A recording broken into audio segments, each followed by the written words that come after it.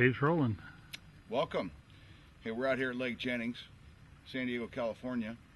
One of the most beautiful impoundments here in Southern California, well known for its big bass and popular for its bass fishing. And ladies and gentlemen, we're going to be out here tonight. We're going to be doing some bass fishing, looking at the opportunities that you have when you fish here at night, which is available. One of the places exclusively in San Diego where you can fish at night.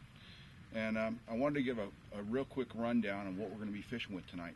And one of the most important baits that I use at night, you're probably aware of it, it's very popular, is the Rago sewer rat.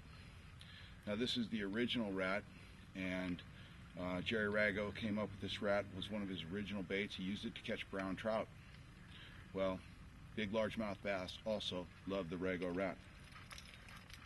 The other very popular bait, the one that I do most of my fishing with, and a very popular nighttime bait, will be a Texas rigged 10-inch black power worm. Now we're going to lubricate this with smelly jelly, and in particular at this lake I like to use night crawler. So this has again a heavy sinker, 1/2 ounce, 5/8. I like to feel the bottom. I want to feel the structure.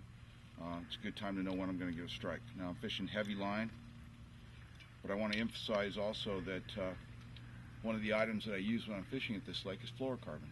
Now, why would a guy fishing at night want to use fluorocarbon? Well, the water that comes in this lake is absolutely pure. It comes out of the aqueduct and it's perfectly clear. And the visibility in this lake is incredible even at night.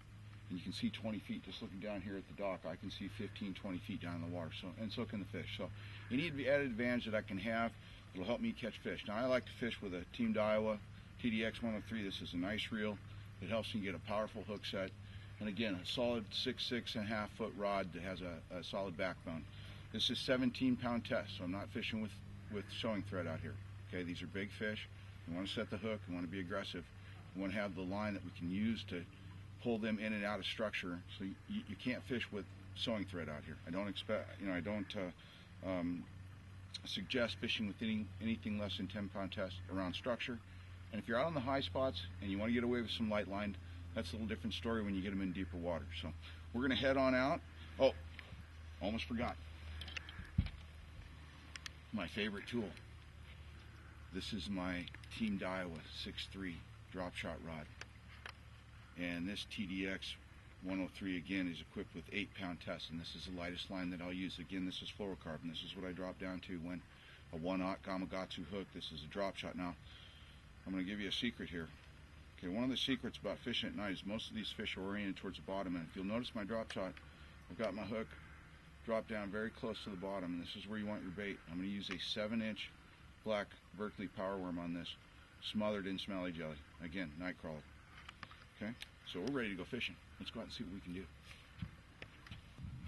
We're starting out here with the drop shot, and we're just right off the dock. We haven't even moved 50 yards with the boat yet. But there's a great point here, and there's a lot of fish out here. I always like to stop here and give it a few casts, because you never know what might happen.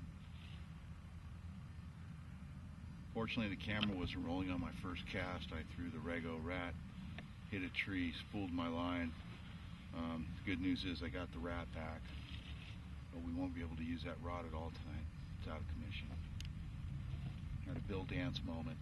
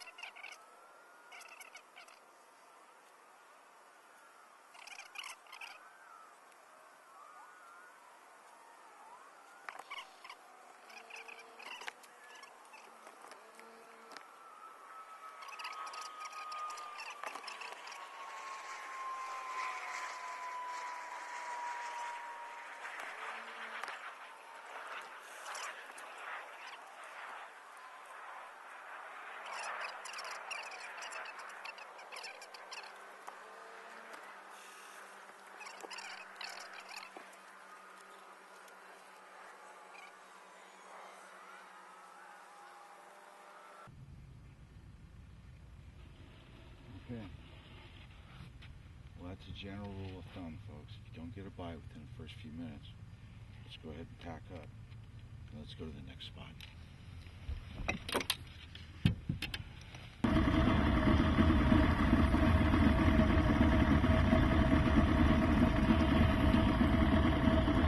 There's a structure down there. Now these fish up here are probably trout. There's a bass right there. So the bass is down at about 20 foot. That arc right there, that's the fish we're looking at. Oh, that's a nice bass. Oh, that's a big fish. Oh. Okay, now we got this one. I'm going to bring it right up. I'm going to throw it right in the boat.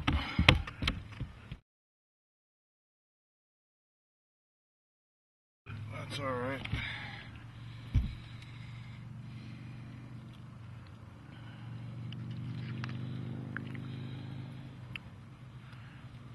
Well, there's a nice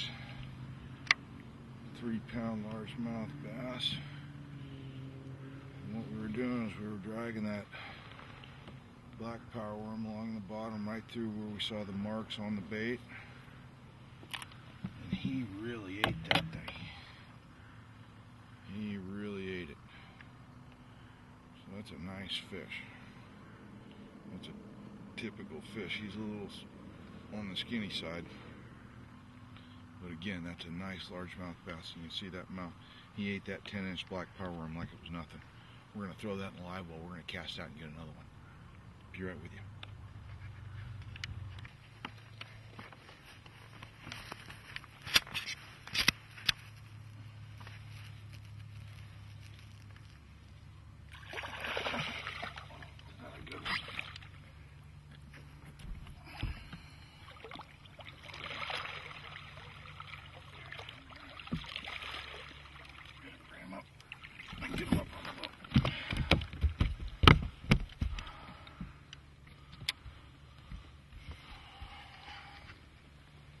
And there you have it, folks.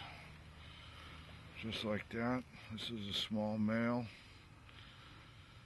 He's over there. He's in those trees. He's eating little fish, bluegill, probably.